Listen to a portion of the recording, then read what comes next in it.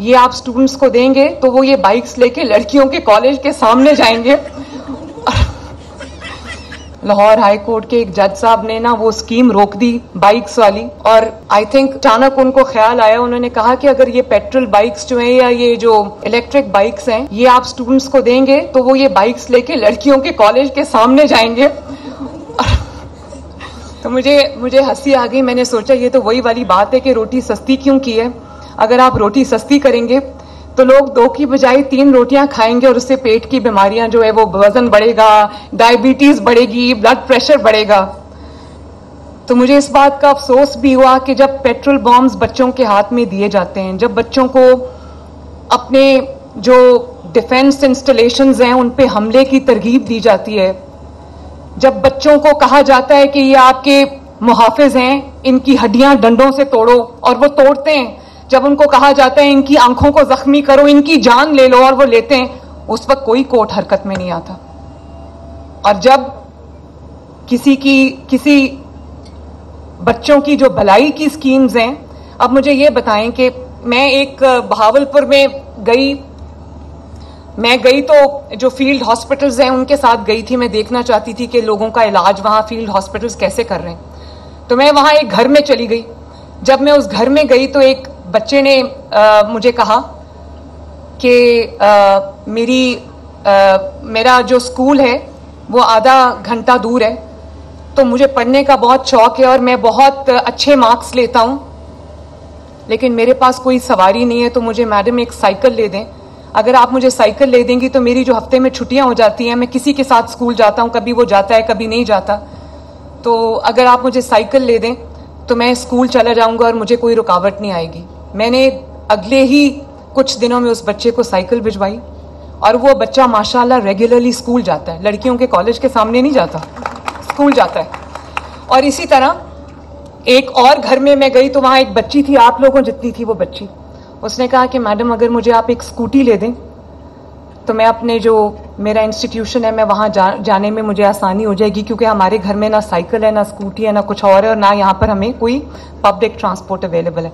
मैंने उसको एक नंबर दिया, मैंने कहा आपको जो भी स्कूटी चाहिए, जिस तरह की स्कूटी चाहिए, आप मुझे उसकी गूगल करके तस्वीर भेजो। तो उसने वो मुझे भेजी, मैंने बिल्कुल वैसी स्कूटी उसको लेके भेजी। और कोर्ट ने कहा कि ये वो लड़के जो है वो लड़कियों के कॉलेज के सामने चले जाएंगे, तो वो जिन्होंने जाना है उनको मोटर बाइक की जरूरत नहीं, वो वैसे भी चले जाएंगे, वो रिक्शे में बैठ के भी चले जाएंगे, पब्लिक ट्रांसपोर्ट में भी चले जाएंगे। और फिर कहा कि वन व्हीलिंग करेंगे।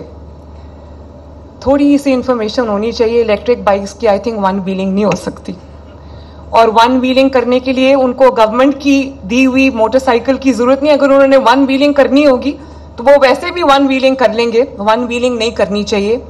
अपने माँ बाप का ख्याल रखना चाहिए, उन्होंने बहुत प्यार मोहब्बत से आपको पाला है। तो वन व्हीलिंग के लिए गवर्नमेंट की मोटर बाइक की जरूरत नहीं होती, वो गवर्नमेंट की मोटर बाइक से पहले भी वन व्हीलिंग होती थी, नहीं होनी चाहिए। लेकिन मैं बड़ी हैरान होती हूँ कि अगर रोका तो सिर्फ अवामी फलाह बहबूद के मंसूबों को रोकते हैं। इन्होंने ऑरेंज लाइन को रोका और कितनी देर वो रुकी रही, उसकी वजह से कौम का कितना नुकसान हुआ।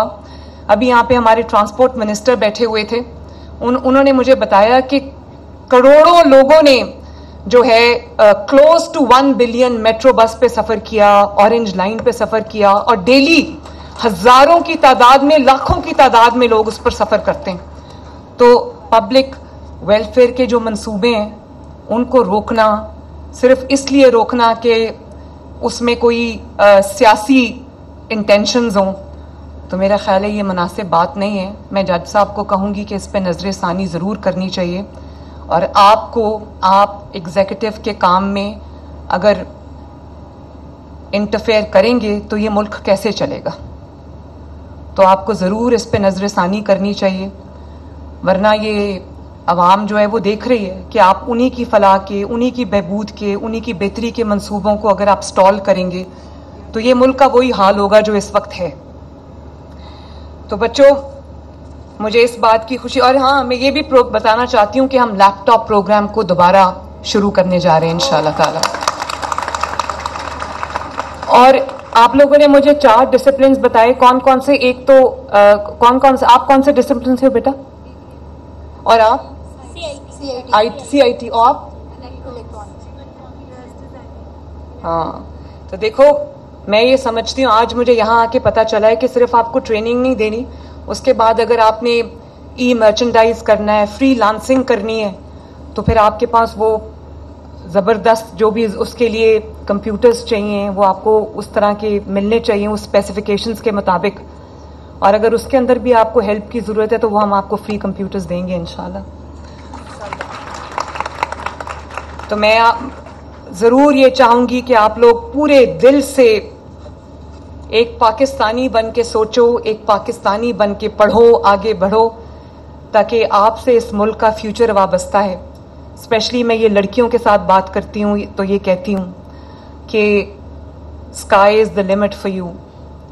आप लोगों ने मेहनत करनी है, आपने आगे बढ़ना है, मुल्क का नाम रोशन करना है। ये जो पुलिस की बच्चियां भी खड़ी हैं, मैं इनसे भी ये कहती हूँ, फैकल्टी मेंबर्स जो बैठी हैं ख़वातीन, मैं इनसे भी ये कहती हूँ, और मैं लड़कों को भी ये कहती हूँ कि ये आपके हाथ में पाकिस्तान का झंडा है, आपने इसको गिरने नहीं देना।